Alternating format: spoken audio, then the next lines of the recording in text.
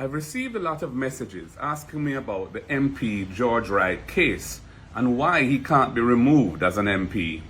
Let's look at the options in a situation like this. The first one is removal under the Constitution. Section 41(3) of Jamaica's Constitution says that if an MP is sentenced to a term of imprisonment for 6 months or more, his or her seat automatically becomes vacant 30 days later. The second option is prosecution. Recent events, however, indicate that this case is unlikely to go to court. As all too often happens in domestic violence cases, it seems like the victim of the savage beating is reluctant to take it any further. Eyewitness testimony would be required for the case to be prosecuted, given the quality of the video. The third option is for the suspension of the Member of Parliament. Standing Order 2414 of the Standing Orders of the House of Representatives says that the House may pass a motion for the suspension of a member. Last Tuesday, the opposition brought a motion for the suspension of MP George Wright and for him to be referred to the Ethics Committee of the House.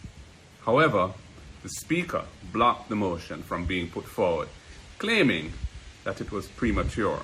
The fourth option is civic action by citizens such as yourself.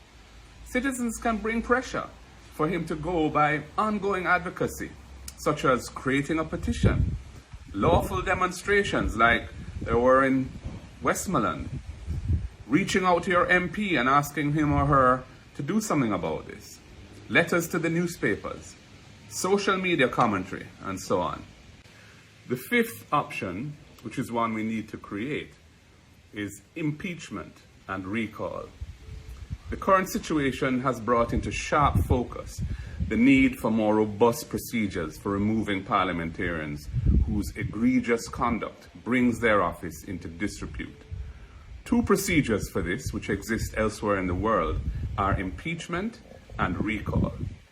Impeachment is initiated within Parliament, while recall involves a sufficiently large number of voters in the MP's constituency initiating removal by bringing a petition. An impeachment bill was developed in 2011, but it got nowhere. Andrew Holness had promised in 2016 that he would bring impeachment legislation and pass it into law within his first 100 days. Well, it's now 2021, and that still has not happened. I intend to bring it to Parliament so that this can be remedied. Wrongdoing representatives of the people who deserve to go must be held accountable.